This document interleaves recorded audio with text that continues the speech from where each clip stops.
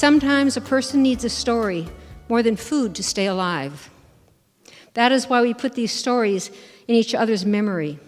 This is how people care for themselves. Bray Lopez wrote that in his book, Crow and Weasel, and I believe it's a perfect expression of the spirit of Tellabration. On this night, we're all gathered here to share an amazing event. 3 hours ago on the East Coast, stories began to spin out into the night. 2 hours ago, they started in the Midwest. An hour ago, they started up in the Rocky Mountain states, and now they're starting up and down the West Coast. In an hour, they'll start in the next time zone and the next, and until the stories circle the entire globe. It kind of reminds me of the ancient signal fires from mountaintop to mountaintop that people would send messages, only ours are stories instead of fire. As Barry Lopez said so well, this is how people care for each other. My name is Barbara Fankhauser, and I'm the president of the Portland Storytellers Guild, and I'm so pleased to see all of you here tonight. And I want to thank our storyteller, Mary Gay Ducey, for gracing us with her stories tonight. Mary Gay is an explorer of stories past in all their fascinating guises. That's the librarian in her. She's an interpreter, guiding us to the deeper parts of stories, and she is a delightful teller. It is my pleasure to introduce her, but first, the Tellabration Proclamation. In the name of storytelling, Saturday, November 22nd, 2014, is hereby proclaimed to be Tellabration, the worldwide event of storytelling at this very moment across 6 continents in 40 states and 9 countries, from Sacramento to Savannah, Boise to Barcelona, West Virginia to West Indies, Portland, Maine to Portland, Oregon. Over 300 audiences are gathered for this spectacular storytelling event.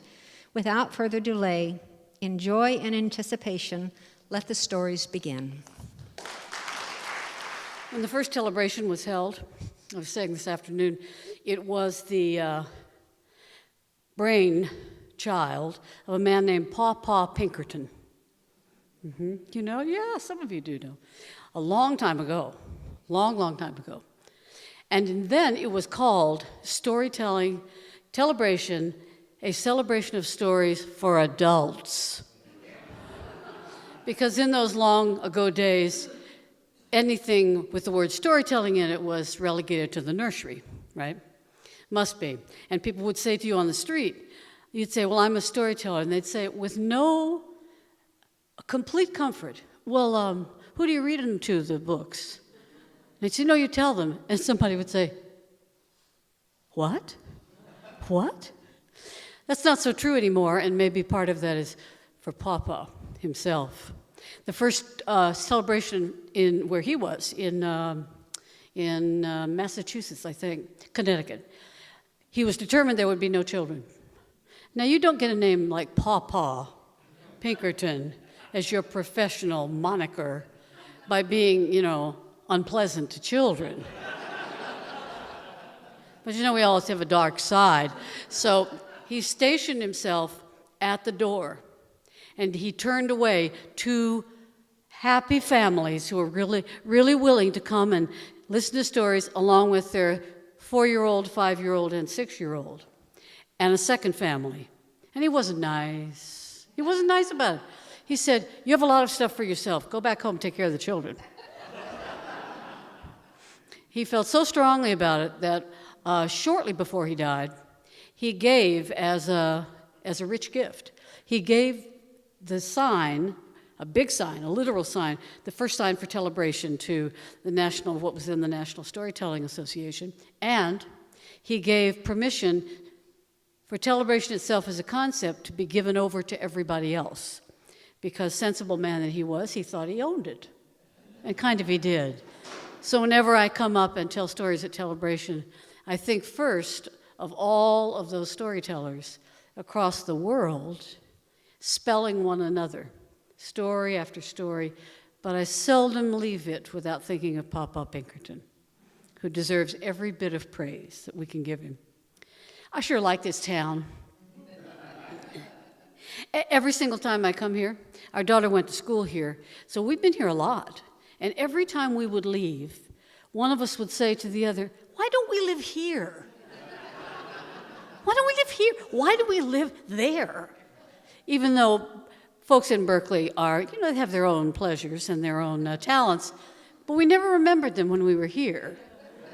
And today, I was able to look across a street with no traffic.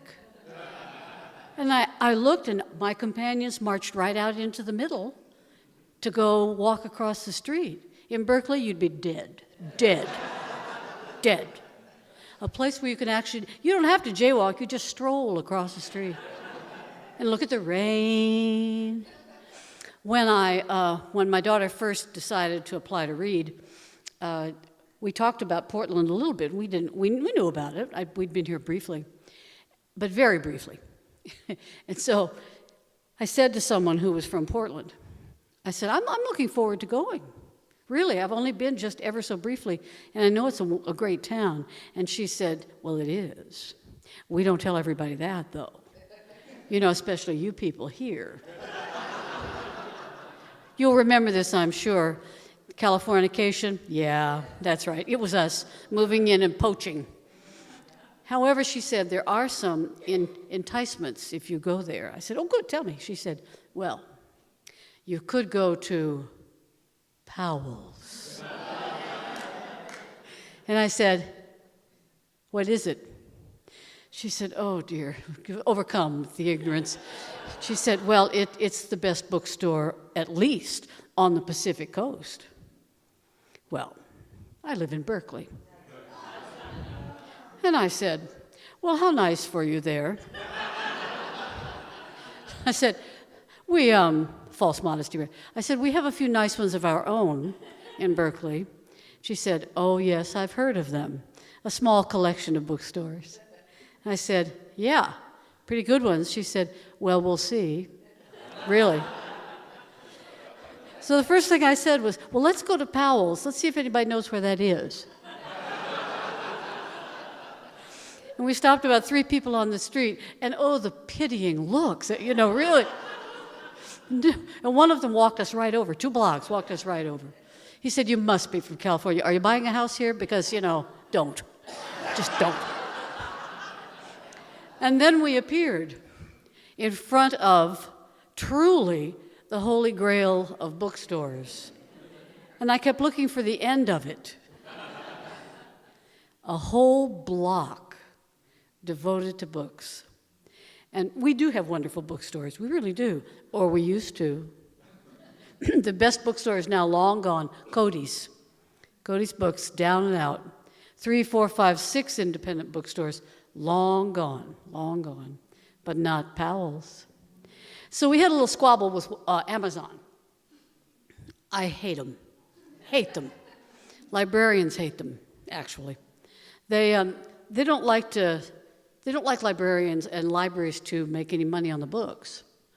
So they took an ad out in the New York Times some time ago, and it said, very thinly veiled, it said, don't you want to get an e-book of your own? Look at those nice devices. And by the way, are you the kind of person who likes to wait in line? Wait until it's your turn? Well, if you buy your Kindle, you'll never have to be anything but first in line. The American Library Association was all abuzz. Yeah. So we stopped shopping at Amazon, which for some people, especially my daughter and my son, was a painful adjustment. Very painful. And now, we do order books from time to time.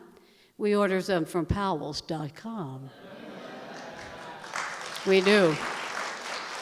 Oh, yeah. And we feel terrifically worthy whenever we do that. I'm going to tell you a story which is a true story, as best I know. It's a story that happened a long, long time ago when I was a little girl. I grew up in New Orleans, which is such an interesting town. And can you imagine growing up there? Well, it's a parade every day. I mean, really. Really. 6 weeks of the year, every single evening, on Thursday evenings, you go to downtown and you watch while floats come by, one after another, glorious visions of things, and people stand on there and they throw you jewelry over and over, or throw. It used to be wonderful stuff, glass beads, now not so much. And we'd all have our collection of throw at home. Imagine. And then, of course, there are the graveyards, which are a fascinating place to be. There's a lot going on there. It's probably one of the most fascinating cities, certainly we have. It's also the most fetid. It's also the most twisted. And it's very, very odd, really odd, in the very best way. I said to somebody today, there was an election for governor a time ago. And the two candidates, one was Edwin Edwards. Any of you who've been there will know who that is. He was serving a 5 to 7 year term at the time for embezzling the funds of the state. He ran, though, from jail. You think I make this up? Oh, no, I'm from New Orleans. I don't have to make it up. And the other fellow was David Duke. Remember him? Oh, yeah. So, in the indolent atmosphere in New Orleans, where there's always time to stop, always time to talk, people wore campaign buttons. Nobody wore one for David Duke because they wanted to live till supper time. But everybody wore one for Edwin Edwards, and it said, "Vote for the crook." And he won in a landslide. These are my people. My people. When we moved there, we had not lived there forever and ever, but we moved there when I was quite young, and we joined a Presbyterian church, my family did. There aren't a lot of Protestant churches. They're not thick on the ground in New Orleans. Mostly they're Catholic churches. And it's really a Catholic city in many ways. And it's a French-speaking city. We little Protestant girls, we loved Catholics. They had those wonderful women who wore long skirts and swayed as they walked down the street. We loved them. We loved those bells and smells. We didn't have that. As some of you know, we were among the frozen chosen. We weren't ritualized very much. We were people about potlucks. That's what we are. We have fellowship and potlucks. So there were others, but there were 4 churches, and each one was on the corner where we lived, a little bit from downtown, but not much. And one was a Baptist church, and catty corner was the Church of Christ, Methodists over here, and the Presbyterian church there. We were huddled together, hoping for some kind of protection. The little church looked like a country church, really, really. It had no pretensions at being grand. It didn't have an organ like this beauty, I can tell you. It looked as if it had been transplanted from the Delta. Later it got much fancier, but not in my childhood, for sure.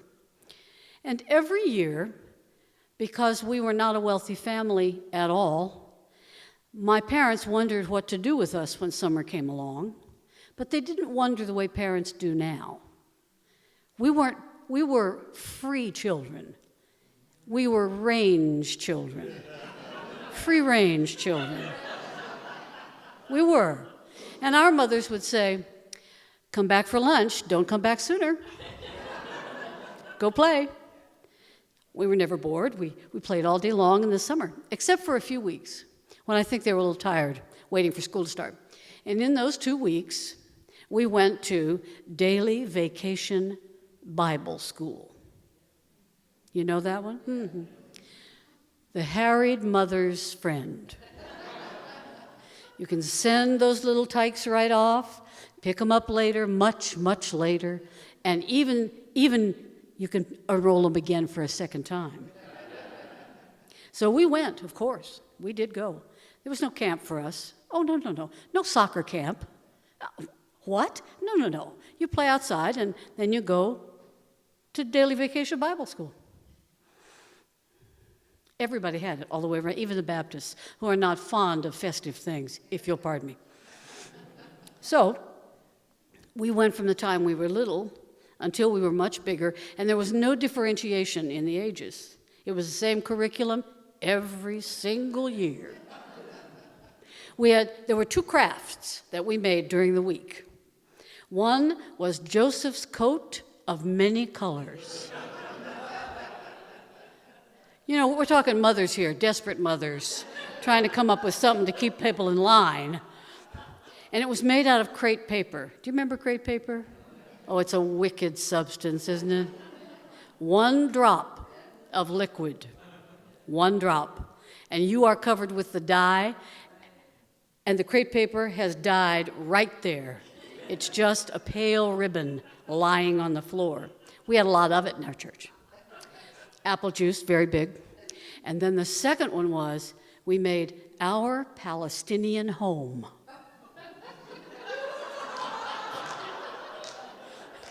And also, what did we know? I mean, and it was now remember, this is New Orleans, where, you know, the mosquito is the state bird. And where it's 98, right?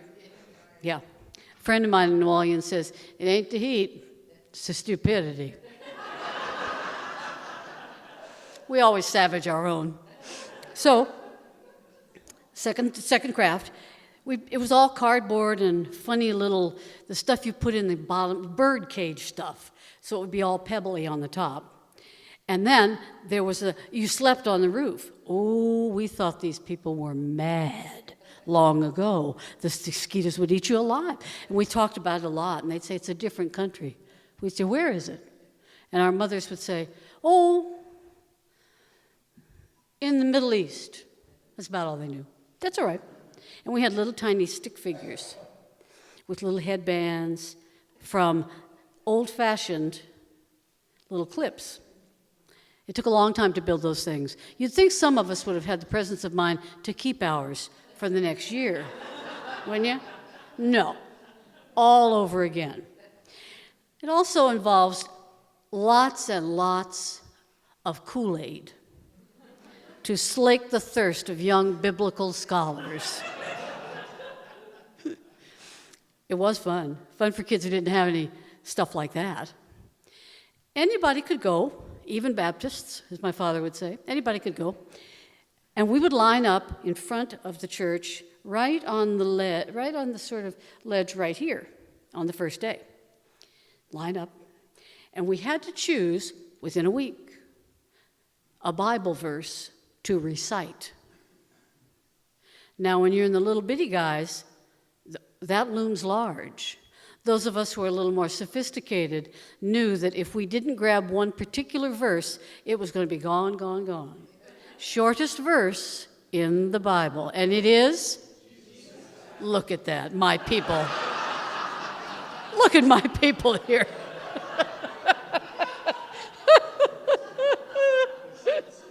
Yes, indeed. That's it. And it was taken by the fastest guy in the crowd, just like that. Just like that. But we all had to have one. And it loomed large, actually.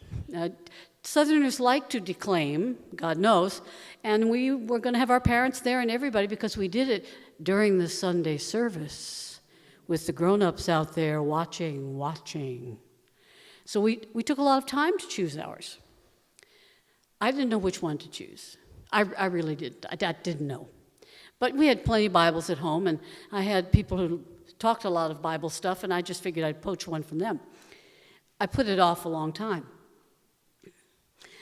In those years, there was a great deal going on in the South. A great deal going on. There were lots and lots of talk among white folks about what might be coming next. What would happen? What would happen when integration was finally there and segregation was a bad memory? What would happen to water fountains? Because there were always 2 where I grew up. What would happen to buses and streetcars? And more importantly, what would happen to us? To everybody. Very rarely spoken of in those early days, but on the minds of many, many, many, many adults, and sometimes kids who didn't quite get it, but a little bit. There was a man in our church. He was the custodian. He didn't have a last name. His name was Bartholomew. Bartholomew. And he had been there for a very, very long time, and all of us knew him quite well, actually. He was a dancer, just for fun. But his other work was as a minister, a lay minister at his own church, where he preached every week on Sunday. He didn't come in on Sunday. And I could watch him for hours. He had one of those big push brooms. And he would waltz that broom around, and he would set it on right here and turn it upside down with the brush on the top and strike it so that it revolved, just like that. And he always caught it before it hit the ground. He was a very, very clever, wise man. And I was there a lot because my mother she held some position in the church, and so I would hang around. And I said one time, Bartholomew, where do you go to church? He said, I go to a church a long way from here. And I said, can I come? He said, well, let's talk about that another time. I said, okay. I said, Bartholomew, do your kids go? He said, oh, yeah, they go every week. I said, how many kids do you got? He said, about 12 or so. That particular Bible school day, we were learning some of the little ditties that you learn in Vacation Bible School. Here's one. There were 12 disciples Jesus called to help him, Simon, Peter, Andrew, James his brother John, Philip, Thomas, Matthew, James the son of Alphaeus, Thaddeus, Thomas, Judas, and Bartholomew. I'm proud of that. I am. And Bartholomew's children were named, in large part, for the disciples. But when it got to Judas, and I said, what happened? Do you have a Judas in the family? He said, no, Judy. Judy. She's the only girl, Judy. I said to him, Bartholomew, could you come to our church? He said, no, not now. Maybe another time. I said, when is it, though? He said, I don't know. But we'll know. You and I will know when that's going to come. We were going to choose our Bible verses by one day. And there was a young man who was a very rotund child. And every time that he came to Bible school, he had a package of Fritos under one arm. And he didn't relinquish it for anybody, except for a little money. One day, he had to choose his Bible verse. It was, and I ain't lying, he got up and he said, I have my Bible verse. Had his Fritos right there. Thine appetite will smite thee like a knife.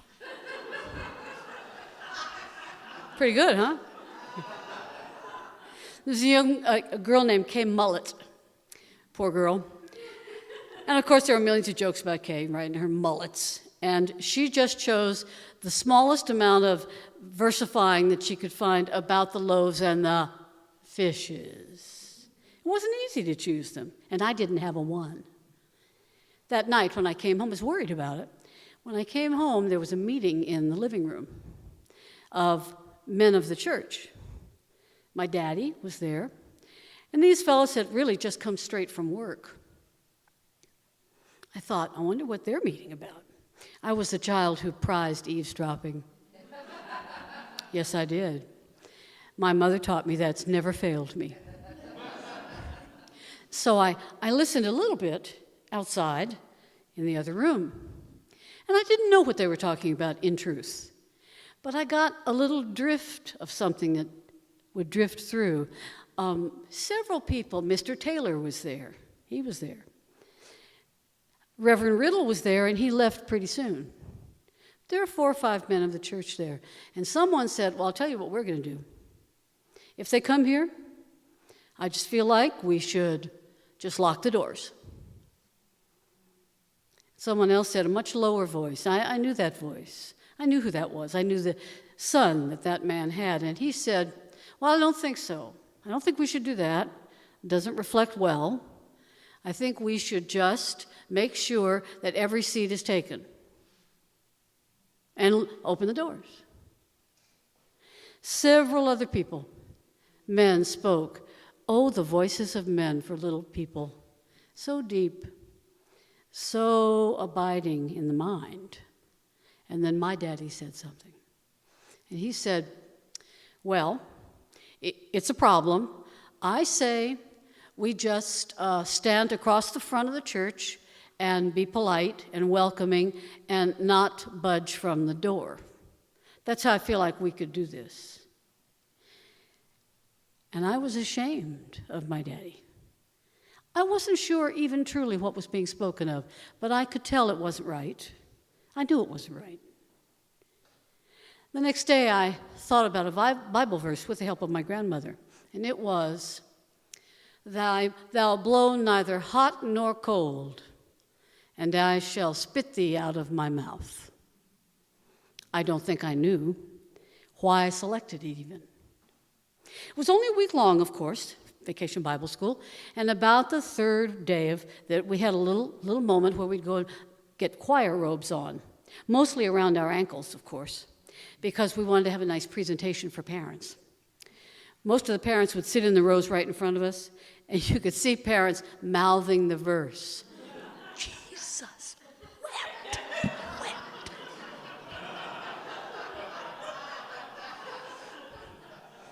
And everyone went at a turn, of course. We also had to put on our Joseph's coat of many colors. That was an exciting moment, because usually somebody who was a real smartass would have a glass of water hidden behind. And at the crucial moment, you'd feel it come all the way across the shoulders of the kids behind you, and you'd watch yourself draining color. Bartholomew said, I don't come here on Sunday because I go to my church. I said, you do? He said, oh yeah, I do. I said, are you the preacher? He said, close enough. I said, do y'all sing in your church? He said, oh yes, we sing. We sing a lot better than white people. I said, do you guys have the same Bible? You know, just good. He said, oh yeah, we do. We have the same Bible. He was such a kind man, and also nobody's fool. So the next night I went home. It was the second to last day of daily Vacation Bible School, my first week. And those men were meeting again, and they were out in the backyard. It was still daylight, and there were fans to get the mosquitoes away, and everybody had a tall glass of iced tea, I remember so well, with that lovely frost around it. Little sidebar, why can't Californians and Oregon people, why can't you make iced tea?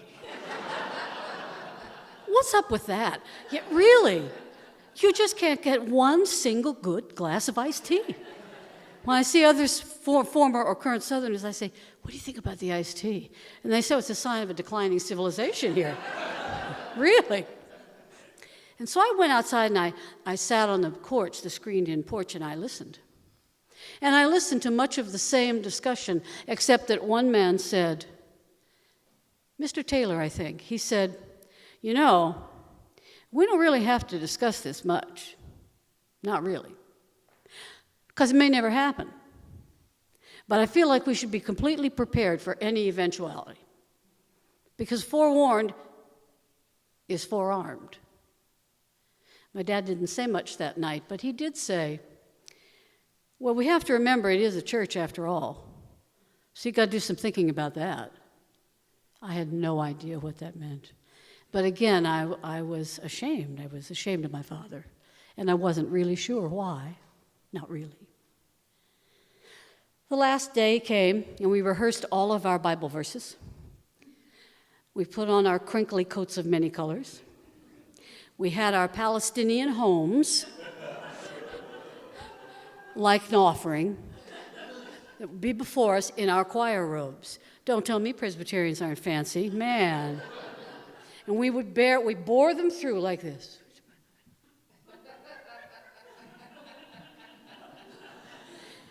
We filed in the way we were supposed to, and some mother with a hopeful career in theatrics would say, no, stride. We didn't even know what it meant, right? And then we heard somebody rustle. Well, it was Dorito Boy. And he'd hidden his stuff underneath his little choir robe, and unfortunately he had it open, for the occasional snack, right? But they don't stay. You know that you open that bag and it's all over, man. There's just a moment. And the woman said, Oscar, you will not be bringing Fritos into the sanctuary to eat. He ducked his head. He said, how about potato chips?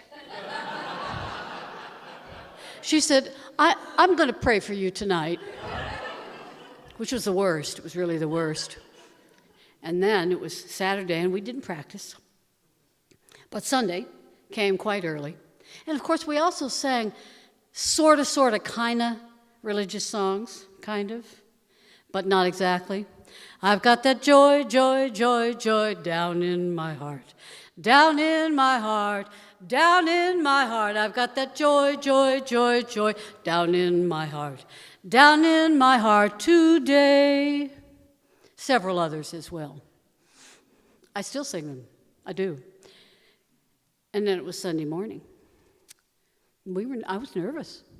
And my mother said, Mary Gay, let me just take a look at you before we leave. I said, why? She said, you're still wearing your underwear and no anything else. I thought you were going to put on the robe. I said, oh, yeah, where is that? She said, it's hanging in your closet. Perhaps you'd like to go fetch it up right now. And she knew her daughter. She knew I could take that off and not even remember it. So she was a little nervous herself, even though we'd done it 17 summers, right?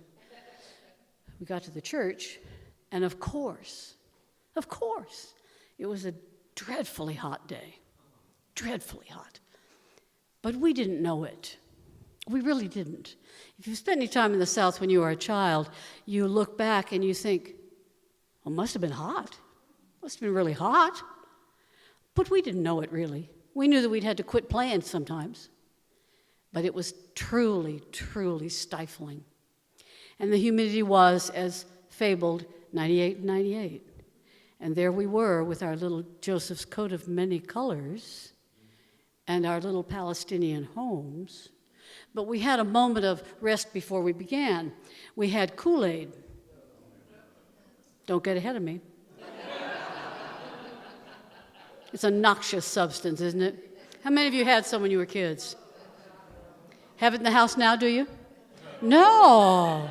Really? How we despise the old ways. Pure chemicals, and the better for it. So we parked and we went in. We were early. We were earlier than the choir, which knew that it was going to take a big back seat on this particular day.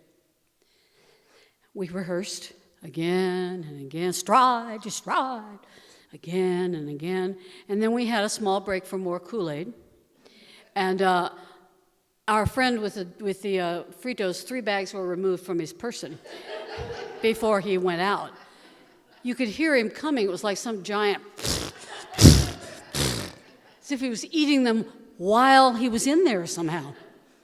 Kay was there, and she, smart girl, she wore, I remember so well, she wore a dress that was covered with fish, kind of like, bite me.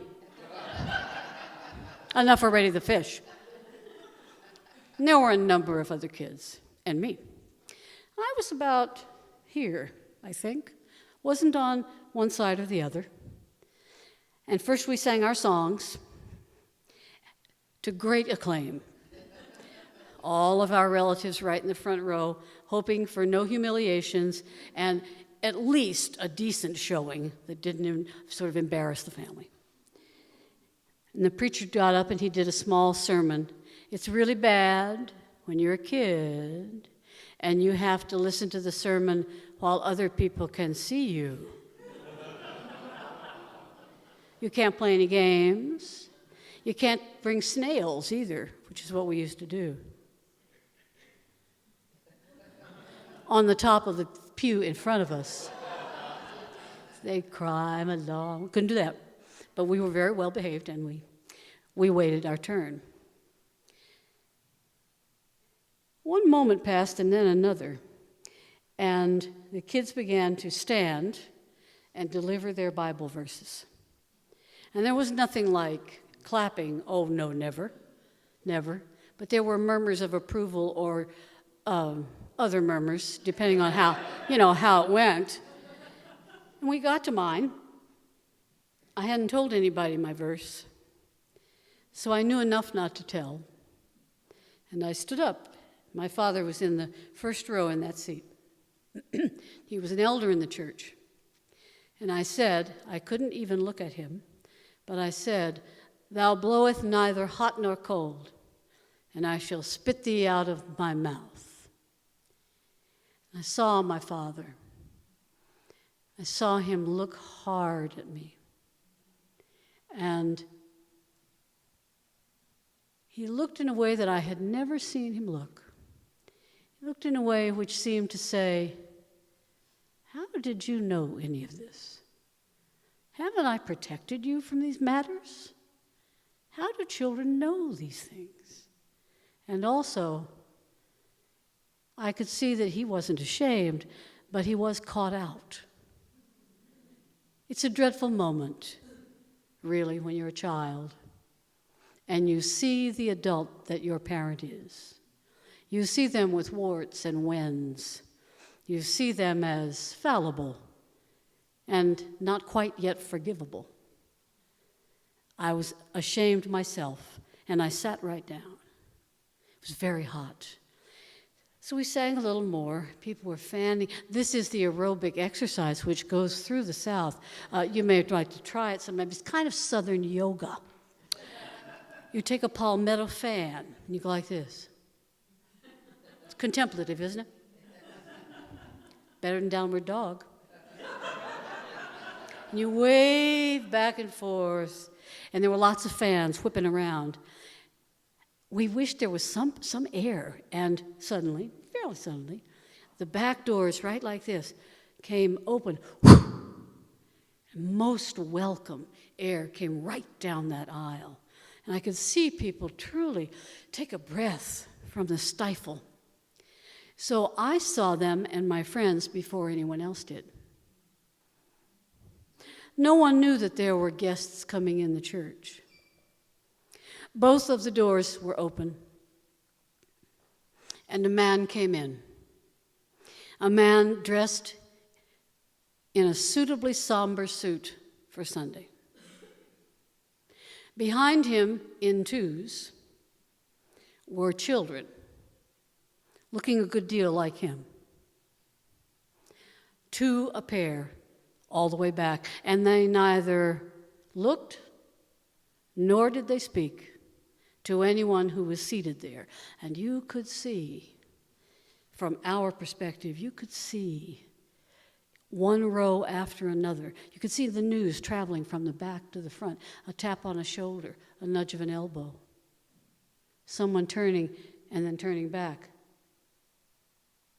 And still, they stopped, and then they came forward. If you're fortunate enough to attend African American churches, you will know that there is a cadence to, especially during the offertory, to those bringing the collection plates.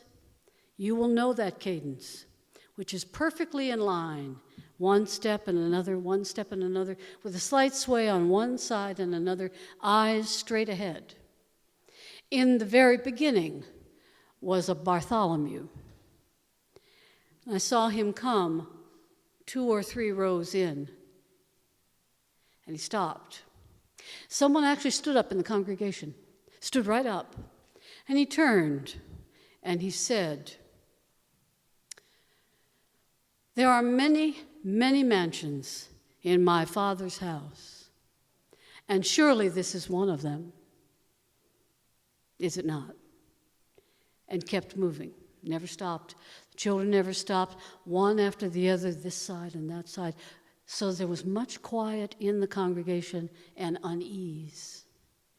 As they came to the middle, somebody turned and spoke to somebody and said something rude, and Bartholomew stopped. He stopped, and he said, "It is wise to let a stranger in who seeks entrance at your door. Because if you do not, and you deny entrance, you may be denying an angel unawares," and kept walking. Each few rows they'd stop, and Bartholomew, reading the congregation, would say something which could calm us and also let us know that there was going to be no stopping that walking. No stopping it. None. When he got to the very, very front, he stepped aside, and his children walked forward, one pair after another, eyes straight, shoulders back. And they stood next to their dad, and then, with just one look, he had them spread all the way out in front. He in the middle. He stood there for a very long time, and he looked at each face, He knew them, and they knew him.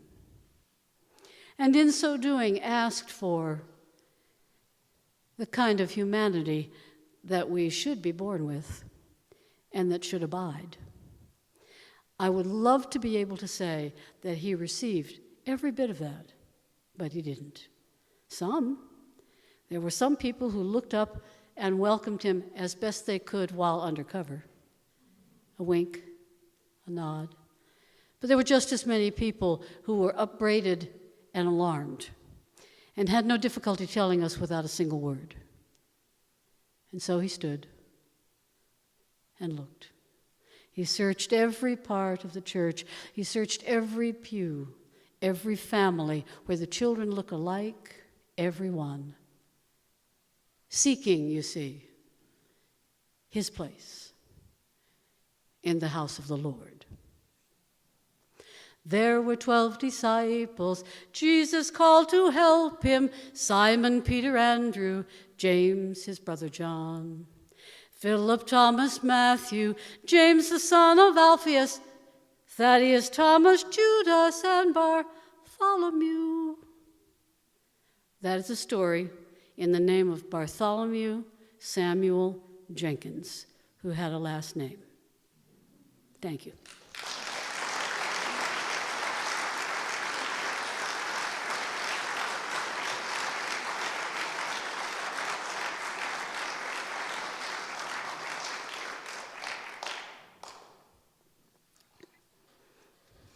We never saw him again.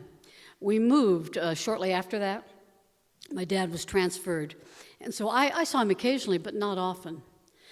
The curious part to me is on Monday morning, Bartholomew came right back in, got the push broom, turned it on one end by himself, and spun it, caught it again, and started his work. The minister came in, greeted him, and said hello. They exchanged some notes of one kind or another, and there was not even a whisper, not even an acknowledgement of any kind from either, that something momentous had occurred, and it had occurred to us, and it had occurred with Bartholomew, not a word and not a motion. It's nice to know that nothing's perfect still, but some things are better, we hope. I told that story because I know, and maybe it's true already, I know that the jury is coming back in Ferguson, and that the mayor has called out the National Guard so that all will be protected. Well, some. And the town has been essentially barricaded in anticipation of that verdict. So with that story, let's send our blessings to the people of Ferguson on each side of every controversy, and wish them well and wish them safety. A couple more stories. I know some of you tell stories about Mullah Nasruddin. Do you? Some of them? Yeah? You do? Well, Mullah Nasruddin is the wise fool we would all like to be, but rarely have an opportunity to be. And there are 1,000 stories about the mullah, depending on which part of the Middle East you come from. They're varied, they are marvelously inventive, and there are thousands. I like two especially. They have to do with apparel, you might say. Apparel is an important thing for everybody. It's kind of like glad rags in each continent. And it's not in any way outside of Mullah Nasruddin's interests. Mullah was a poor man, of course. So Mullah Nasruddin walked about one day. He was joining a friend, good friend. He was coming to celebrate with this friend his great good fortune. For amazingly enough, his friend had come into a great deal of money. The whole community where he used to live celebrated his good fortune. And he, in turn, said, I'm going to have a great feast for all of those who know me, everyone who knows me, and I include those in my former neighborhood.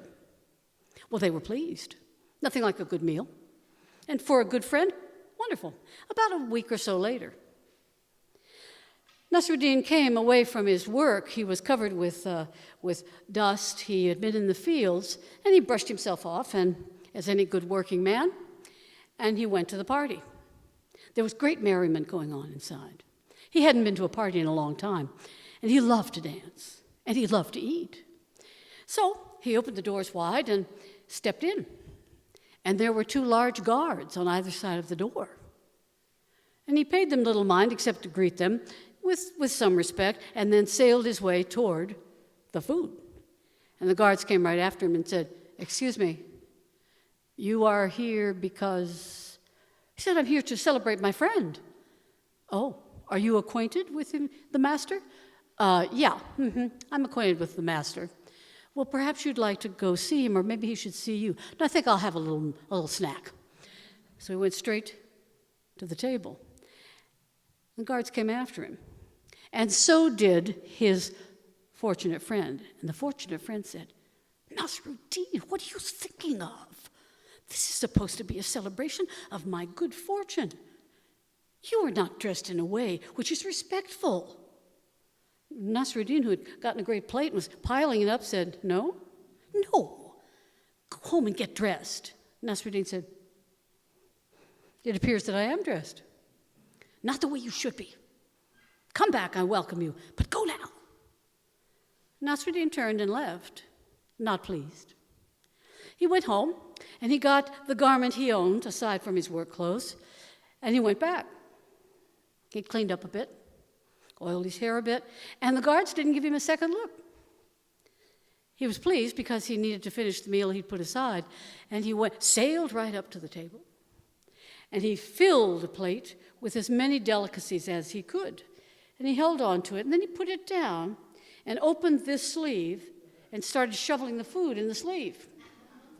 A lot of it. Enough so that lots of bits of food started oozing out into his other garments. Filled up, then he did the other one, shoved it all right in. In fact, he gave it a little drink, too, poured some wine, shoved it in, until he was larded with food in his garment. And the friend came up and said, What is the matter with you? You do me dishonor. Your appearance and your behavior is enough to make me know why we will no longer be friends. Why have you done this? What are you doing? Nasruddin said, Well, when I came in my regular clothing, you were not interested in seeing me and felt that I was not appropriately dressed. But now, isn't it interesting, I came in with the one handsome garment I have, and the guards took no notice of me. So from this, I say, you didn't invite me, you invited my clothes. So my clothes deserve a good meal, too. And then he left, mustering as much dignity as he could as the food followed him in a long, rich path all the way to the door. Nasruddin, a man of many appetites. Here's another one.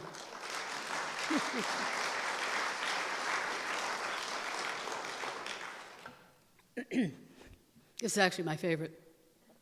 And I know Nasruddin fans will know this one right away. Nasruddin was walking in the dark one evening, and it was quite dark, really. There were some torches to light the way along the road, but they were placed not close together. And as he walked, he took in the night air. It was a lovely night. And then something dropped, and he lost something. And he looked around. He said, well, I know it's here. And he went backwards, retracing his steps. Nothing. It was dark, quite dark where he had dropped it. He looked further, got down on his hands and knees, and started to feel about to see if he could get something that was important to him. And it was there that his friend saw him from afar. He had crawled from that space, crawled over under the light, and was looking under the light. And his friends came in and said, Mullah, have you lost something? He said, oh, I have something of great importance. They said, well, you lost it here? No, I lost it over there in the dark. His friend said, why would you be in the light? He said, because it's easier to see here. And so the next time we lose something in the dark, and we know it's not in the light, perhaps we should go back to where we lost it and reflect on what value it has that we may take with us. Thank you for listening to Stories This Half. We're going to take a small break. Okay. I want to tell a traditional tale. The front of my friends in the front row are going, it's the F word, folklore. Pretty scary word, boy. And this story, the story was told to me, lucky me, by my grandmother, who was a tough cookie and had a very, very, very difficult life. Worked harder than anybody I have ever known. Raised my mother by herself and had a feckless husband who practically ruined the family. And yet she prevailed. She did. And this story comes, I think, it's a traditional tale, you can find it. I think it comes right from the part of her which struggled so hard and for so long and worked so hard. Sometimes on her hands and knees. Sometimes in the restaurant, the tea room, which the family founded, the sisters, great aunts, in are you ready? 29. Not a propitious year for new endeavors, no. And it was in the north because they had to move north. There were no jobs in Bluefield, West Virginia, and in Botetourt County, Virginia. So some of the sisters moved north, and they lived in one house, all of them, and they decided to open a restaurant. They were Southern, and they didn't want to be too forward.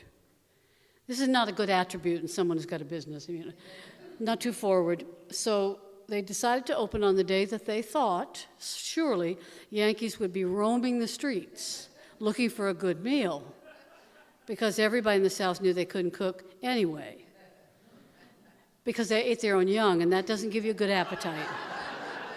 Yeah. So they opened on the day when they thought it would be most propitious, Thanksgiving Day. No, it's the truth. And they didn't have any little sort of opening. They put a sign about this big, which I now have. On one side it says, "We are so sorry we missed you." And on the other side it says, "Oh, please come in." That was the extent of the advertising campaign in my family. Which is why I'm probably a storyteller now. You know what an industrious bunch we are with regard to marketing. So, when they went there, they decided to make a go of it as best they could, but, and it's a whole long story which I won't bother you with, really a long story, but they thought they could do it, and they pooled everything they had, these 7 sisters, everything they had for the restaurant. for the tea room, because tea rooms in that period of time, around the 20s, the 30s, were one of the ways women could make an independent living, which was not looked upon askance. And also, it worked. So they were worried to have everything right on the grand opening day. Kills me. And they thought the worst thing it can possibly be in a Southern family is to run out of food. Oh, my God, it can't be. So they wanted to be sure to be ready for the hordes and, of course, to have seconds and take home a little box. So they roasted 17 turkeys. That is the truth. 17 turkeys. Dorothy Parker is the one who said about ham and also turkey, eternity is 2 people and 1 turkey. Ain't it the truth? Think of 17, gathering age and dust through the weeks. They made 5 or 6 different kinds of pies. They made some Southern standards, one's called chest pie, which my children call sudden death pie. And they made every pickled vegetable or relish known to Southern womanhood. There's nothing we can't pickle. And they also made 3 kinds of biscuits. It's a lovely piece of folklore. They made regular biscuits, raised biscuits, and then they made angel biscuits, which are yeast biscuits, because they rise. And they made beaten biscuit, which is sort of another side of Southern life. You take a big rolling pin, and I mean big, and you beat the dough 100 strokes a minute until you are supine and begging for an early death, but you still beat them. And they turn into crackers, 3 kinds of biscuits. They do.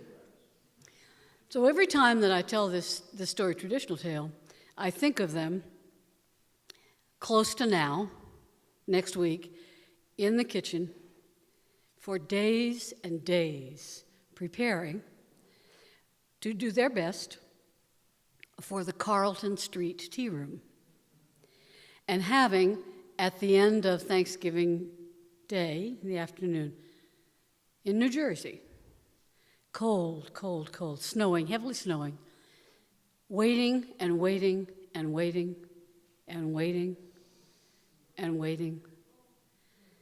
And people began to talk, not very much. And finally they were silent.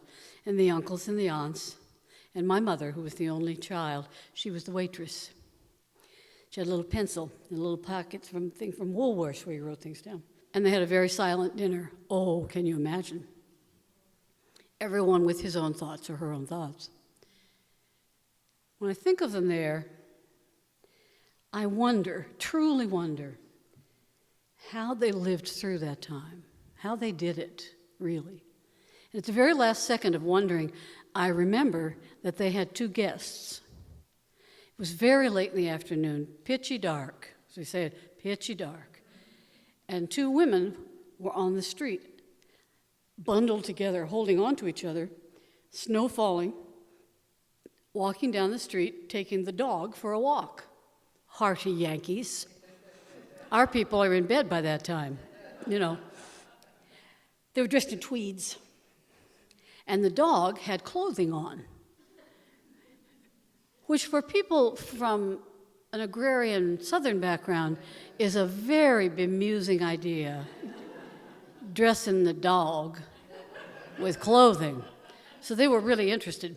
And they watched them. They watched them go down, and the women turned and they looked, and the family pulled away from the windows. They didn't want to be too forward. Yeah. And they turned the corner, and they were clever women. They turned the corner and came down the other side, or started to. And I'm sure, with one look, they knew exactly what had happened there.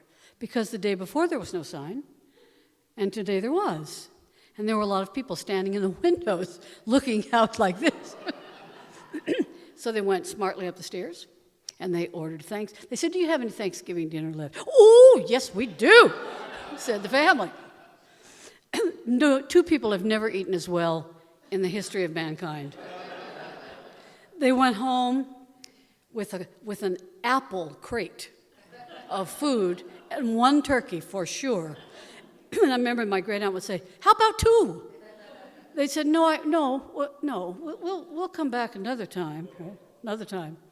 And they waved at them, and they waved their hankies, and they congratulated each other, and they pounded each other, and then they had a little more dinner, and then there was no more pounding and laughing, because they knew that the next day would dawn. And it did, and they were virtually penniless. But do you want to know what happened? Usually I leave the story when they're at their worst. Yeah. You know. But actually they made it. Not easy and not fast. But they made it. They served tea, a nice tea, and lunch. And that's it. Menu changed every day, never turkey. They had a little moment. They became a popular joint in town. They really did. And I found a notice for them, for the tea room, in an old paper. And it said, "Would you like a festive but refined shower? Come right to the Carlton Street Tea Room. We understand. You'll never be treated better." No wonder they were in business all that time. And then it failed, and that's not a part we can talk about. So my grandmother's story, I'm going to tell it to you in my own voice, the voice that was taken away when I was a young actor. If you called my people, thank you. No, just put the bourbon first. Thank you. Oh, neat. Very nice. Yeah.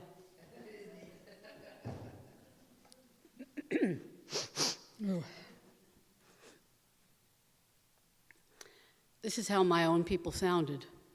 Almost indecipherably Southern, actually. So I won't give you the full Monty. Or need a translator right up here. Once there was a girl. She wasn't nobody's girl. She didn't have no mother nor no father. She was an orphan girl. And she had to work for a living, because nobody going to take her in.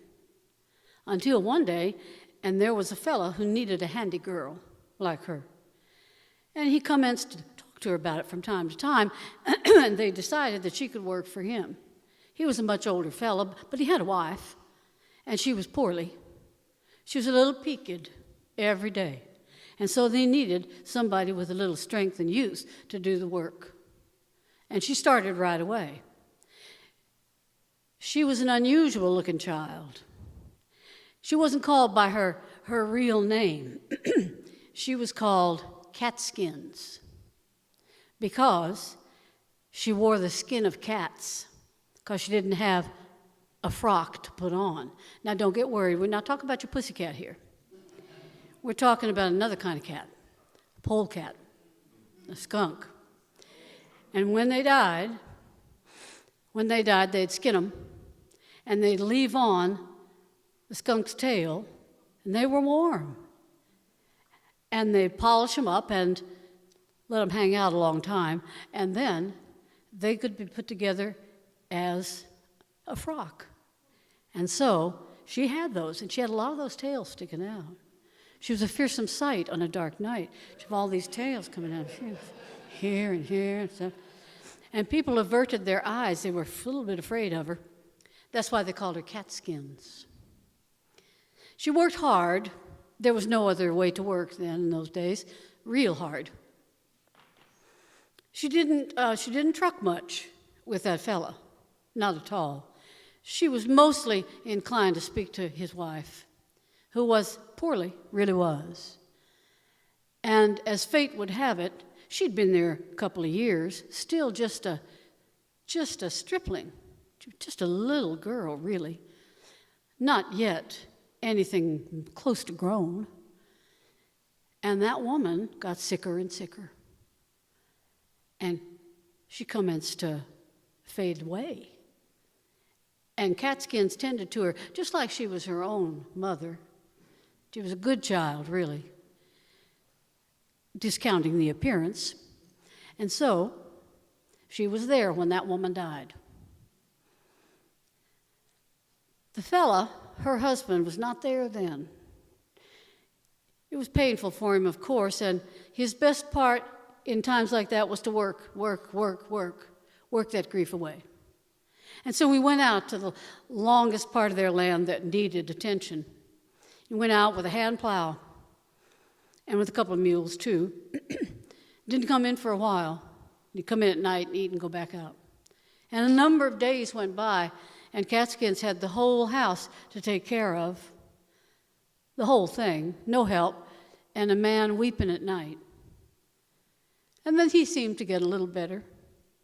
And he commenced to look like he used to and act like he used to. One day he was plowing, and she came out. She had gone into that room, that death room, and opened the trunk and had taken out that woman's wedding dress and put it on. Like a little girl playing dress up, kind of. And she walked out onto the front stoop, and she turned around a little bit, held her skirts out a little bit. And that fellow was close to the house then, working, plowing, and he turned around. He looked at that girl.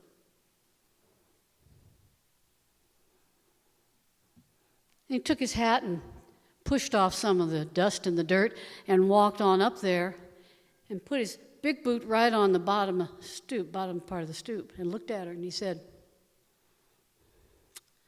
"Will you marry me?" She said,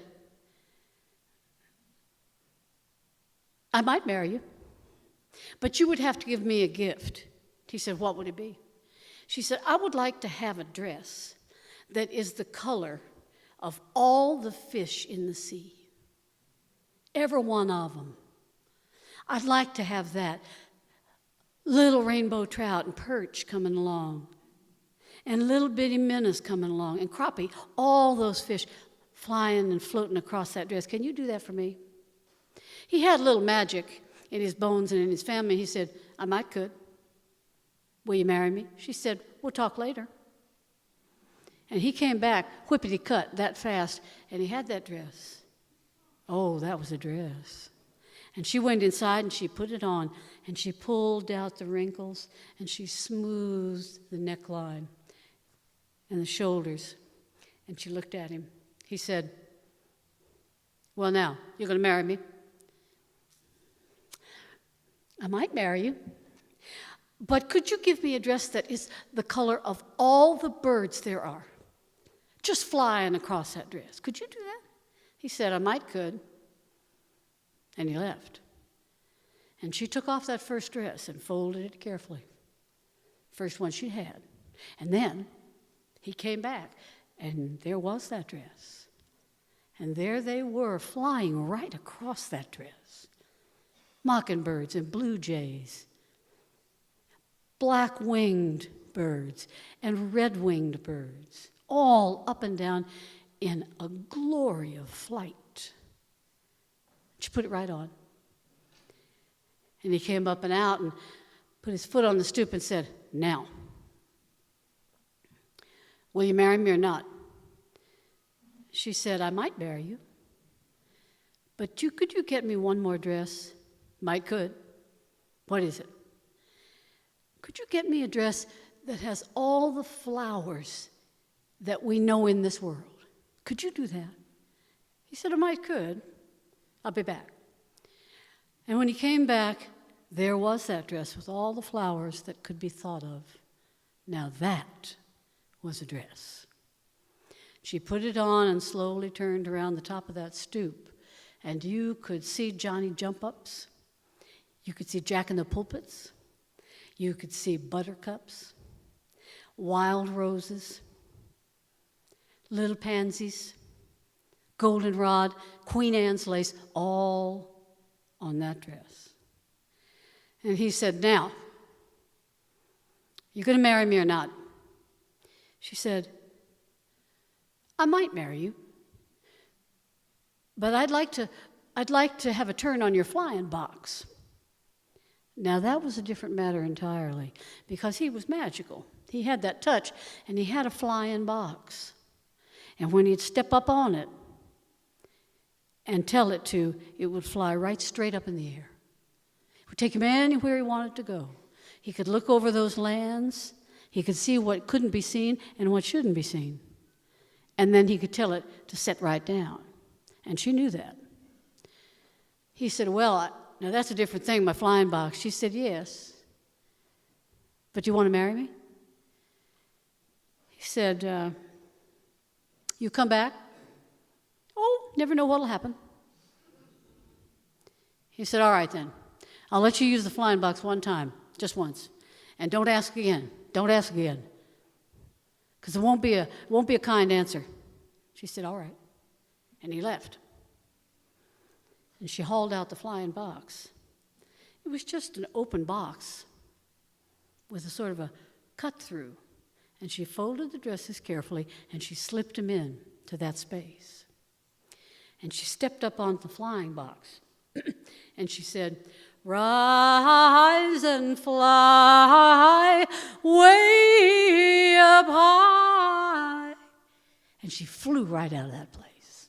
She could see everything from there. It was like being a giant and owning the world. She could see meadows and fields. She could see the river close up in a way she'd never seen it. And she started looking for a place to be, a place to work. So she drifted here and she drifted there, holding on, and then she saw it. That was the house for her to work in. It was a big old house with columns in the front. Big columns and great big old oak trees. It looked like Tara. So she said, sink right down, down in the ground. And it did. Couldn't see it. It was under one of those trees. And then she put on her old garment. You will remember that one.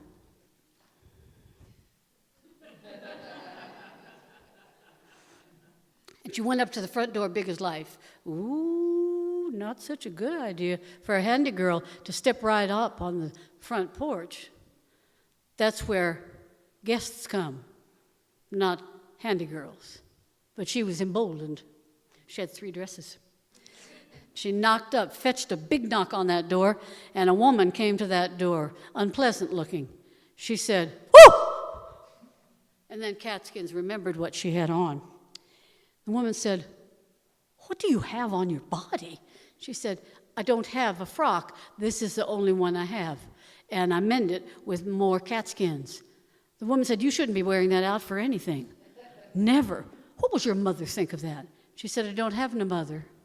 What would your daddy think of that? I don't have no daddy. Well, you should do honor to their presence and their absence. Now get on off the porch. You look like a bunch of nasty dogs. She said, I can work hard. Work? I wouldn't let you in the back of this house where the work goes on for anything, not for love or cash. But there was a girl there. She commenced to come forward, and she said, Mother, this is a guest. Treat her well. How does it reflect upon you, Mother? Yes, well. All right, then. Go around to the back. We'll get you some food, and you start working today. And if you don't work up to snuff, you're gone the next day. And I don't want to see one morsel of food touched by your skunky hands, ever. Or I'll fetch you a wallop and send you up the road. Welcoming kind of woman. So Catskins went around the back, a place she knew well. And she went inside. And that woman wasn't there, of course, and her daughter wasn't either. That was for working folk down there. And the working folk were a little alarmed themselves when they saw her and had a similar reaction. But she said, this is what I have, this is who I am. That's why they call me Catskins. I'd like to go to work. And so she did. They did not touch any food. No food. But she was good. She was hard work. That girl would come down, that woman's daughter, and she didn't have no friends about, and so they became friends as best you can from different places in society. But good friends, not that her mother knew, of course. And one day that girl says to her, she says, Catskins, did you know that the king's boy, he hadn't found him a woman to marry? And the king and his mother are restive. They have plans for that boy. They want him to marry somebody and be fruitful and multiply. And he's having a big old party tonight. And everybody can come, especially young girls, what might make good wives. So I'm going to go, but I need help getting dressed. I do. I don't have a maid, so you... She said, sure, of course. She went in, and she waited, and that girl put on her best garment, best of all. And then Catskins pulled that girl's long hair up into a grown girl's knot on the top of her head and pinched her cheeks so they'd be rosy. And she put on some ear bobs that girl had. And the girl felt badly. She said, Catskins, come on with me. I'll hand you some punch right out the window. And you can see everything goes on inside, all that dancing. Catskins said, I thank you, but I don't think I'll go. I've work here. Oh, come on. No, I won't go.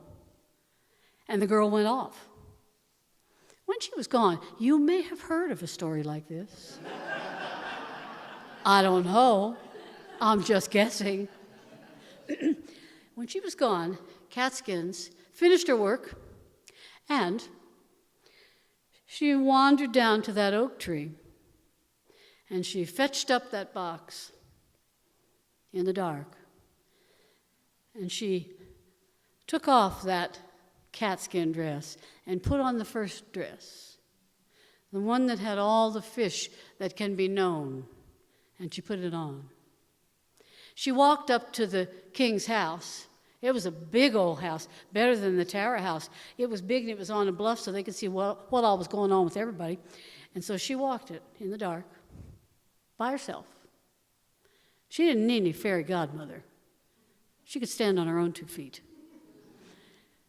Slow, easy. She walked up through a little bit of the woods, and she could see people dancing and hear them talking and laughing and having such a good time. And quick as she could, she jumped up those stairs, and she walked in by herself. The women who were sitting along the sides,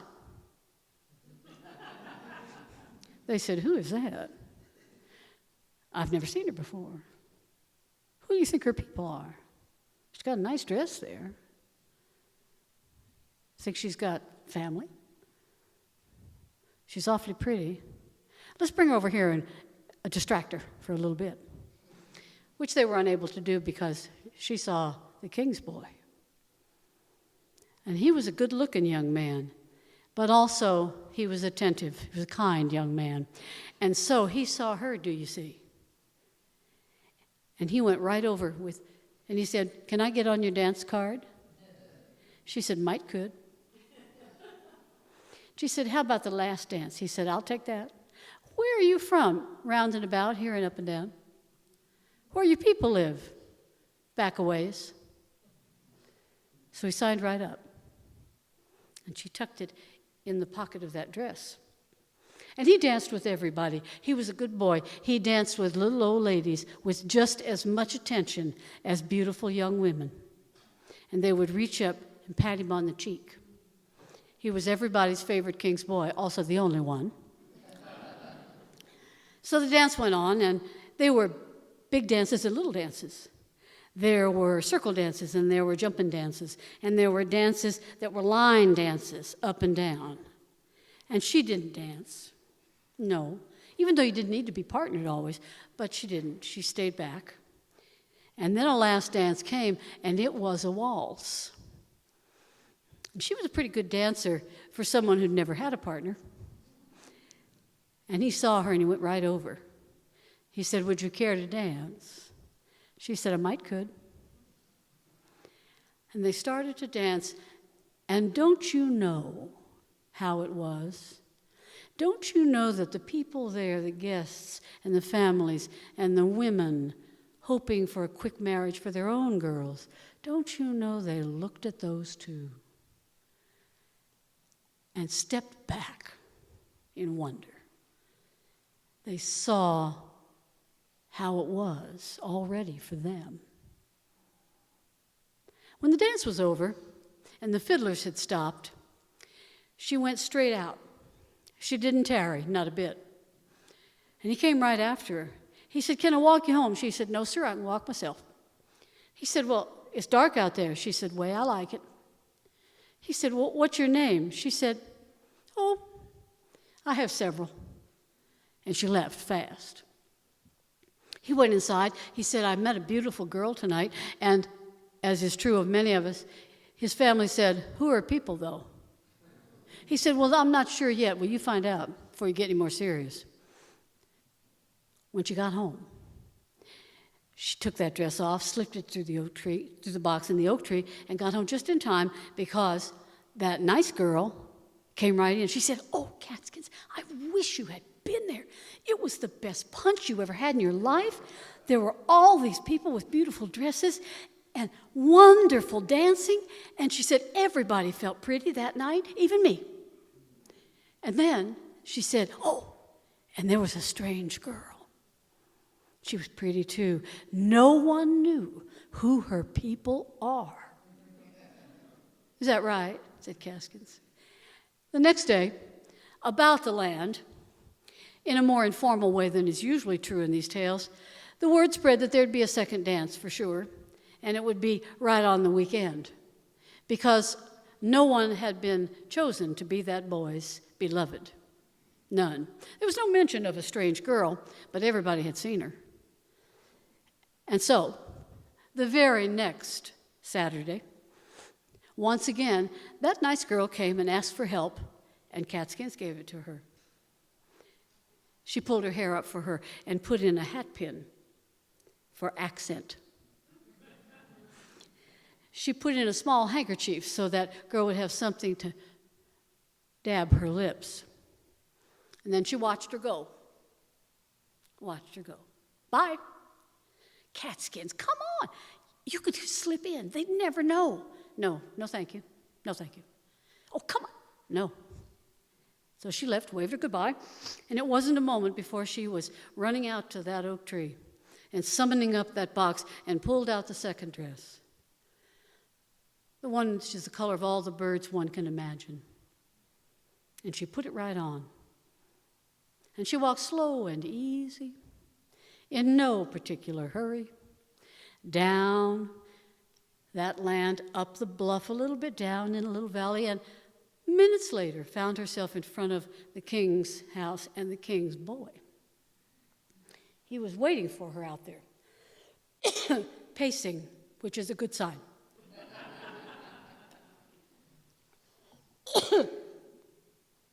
He saw her, and he said, "Let's dance right out here." So they did. They danced slow and easy all the way around the drive, his back straight, and hers looking like a girl who'd been dancing since she was born. People gathered at the windows to look. But the queen was not so pleased, and so she summoned and fetched that boy right back up and said, "You need to dance with some other people. Mind your manners. Let's go over there and dance with the fan ladies, and then we'll see who else you're going to dance with. Remember your duty." He said, "I do." And he went right over and attended to all of those responsibilities. And she stayed on the sidelines. She accepted a dance or two. But their eyes were on each other. There was no one else in that room. No one. And even those who knew better, even those whose love lives and whose lives had become so complicated, so much less than perfect, even they were enchanted by the sight of these two children in love. You could hear people sigh, and others would know what that sigh was about. And then the dance was over. Back home they went. Of course, third dance, magic number 3. Catskins, they're going to do it again. This is the one. They're not going to have any more dances, just 3. Catskins said, "Ooh-wee, think of that." "Well, you could come for the last one." She said, "I think we've talked about this." And that was the end of it. The girl did get dressed with Catskins' help, and she swept in as best she could into the dance and was taken up by all the dancers. Catskins was longer and later, having put on that third dress, the one with all the flowers.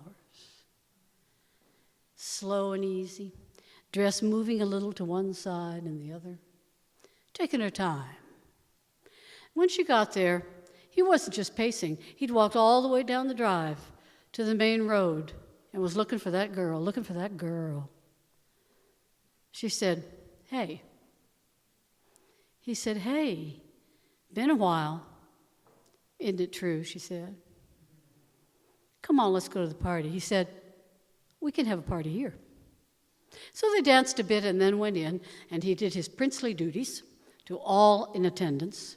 And she was quiet and waiting and did not present herself and was not forward. But at the end, they danced a couple of dances. Now, at the end of those evenings, usually they dance Kill a Cranky. And sometimes they dance Lady Round the Lady. You know, and in Lady Round the Lady, there's that part where the gent doesn't go. And when that happens, do you know, you're supposed to come back around and grab another partner. Well, when that happened, that boy, he danced right up there, slipped his way in that dance, in Lady Round the Lady, and took the hand of that girl and pulled on it a little. And she said, "Oh my goodness, I didn't know we were dancing." He said, "Oh, we are." She said, "Just a minute." And she slipped through the line, man and woman, boy and girl, and was lost to his sight for a second. And when he looked up, she was walking toward the door. He cut through, went to the door and said, "I have a little something for you." She said, "Good." And there was a gold ring, solid gold, in his palm. He said, "Take this." She said, "I will." And that's all, he said. "That's all," she said. And she left. She went home, stowed the dress, and waited and thought. The next day, around the country, people heard that that boy, the king's boy, he was low down sick. He was so sick he couldn't lift his head up. He was knee-walking, commode-hugging sick. He couldn't take nourishment of any kind. Catskins heard that. She said, "Ooh-wee, that's too bad, huh?" And so the woman, remember her? That woman said, "I want you to make a cake for the king's boy. I want it to be the best cake that can be made. Don't you touch it. Nothing you do. You make it, my dear." Never made a cake in her life, right? "Yeah, I'll do it, Mom." "Sure. And I want it to be a Lady Baltimore cake with coconut frosting and 4 layers. So they went down together. And of course, Catskins made that cake. And the girl sat and wondered and watched. And at the very last moment, she slipped that ring right into the batter and folded it in and baked that cake, put on that coconut frosting. You know, there was raspberry filling in between each one of those layers, but I'm sure you know that. And so they bore the cake right up there. The woman did, with her girl trailing behind. And they said, "We'd like to see the king's boy. We have something that will help. We have a kind of a purgative, which could be helpful." So they brought it in. He could barely lift his head up on the pillow. He was so peaked. He was love sick. So they went up, and she started to cut the cake.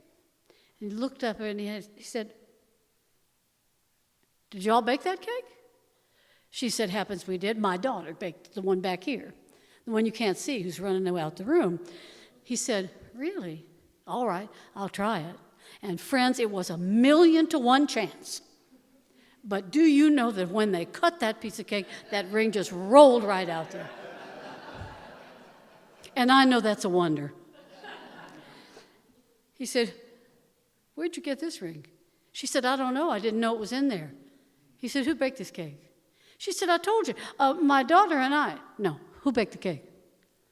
She said, "I have told you."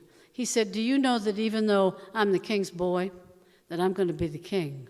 Who baked the cake?" She said, "Well, just a handy girl we have." He said, "Where is she?" "Oh, she's working." He said, bring her here. No, you don't want to say, bring her here. Well, king's boy or nothing, she knew that she couldn't in any way defy that boy, so she packed herself up, steaming and yelling and screaming and caterwauling, and took this poor girl with her and went out to the house and said, Catskins, come on. The king's boy wants to see you. God knows why. Catskins came out nice and easy. She had on her special dress.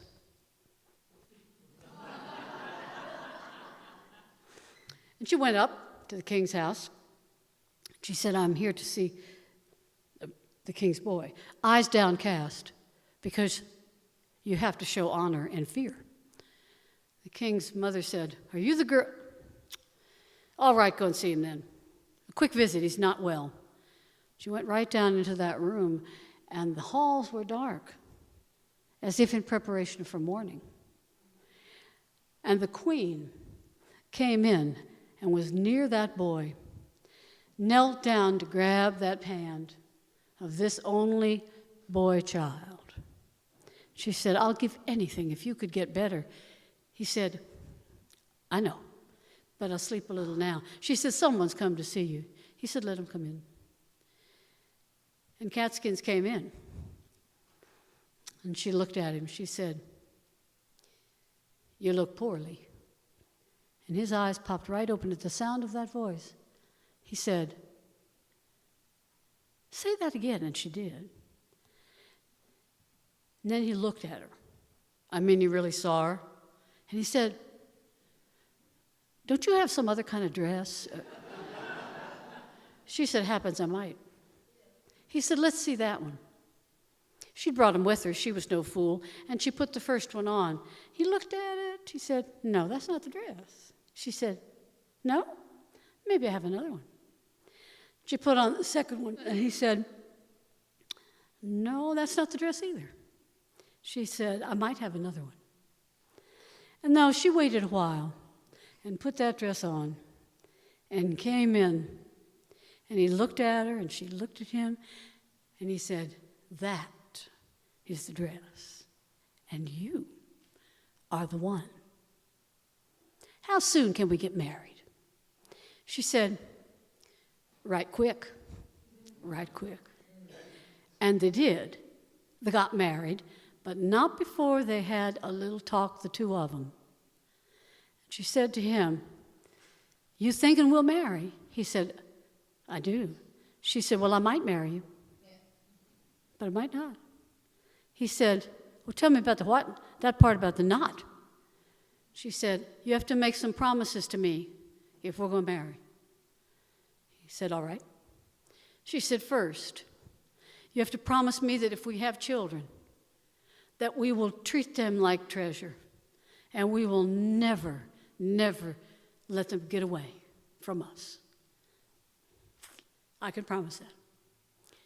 You have to promise me that we will fight hard and make up good, and never fail to smile at each other in the morning. He said, yeah, I could say that. And she said, and you have to promise me that even though we love each other as best we can, we will love our marriage more, and we will be charitable toward each other. He said, isn't that too? She said, well, it could be. He said, yes, I can promise that. And then she said, well, then I think I will marry you. And she did. When they were married, oh, and I'm telling you, it was the biggest old party you ever saw in your life. Everybody was invited, even that woman. She was invited. They let her in the house. And after they were married, the king had a big old house built for Catskins and his boy. And it was his biggest tower, even over bigger, and they could see each other. Those houses could see each other right next to each other, just a little bit far away, so his mother could look out and be sure she could see that boy and see him as well, as mothers do. And it was a little down from that woman's house. Yeah. However, as they married, and as we learn to love, we also, we hope, learn charity. And the first big old party they had, they invited that nasty woman right in. and her girl too, because they knew better than to treat a stranger anything but well. And last I heard, they were doing right good. And if they weren't, what business is it of yours? Thank you.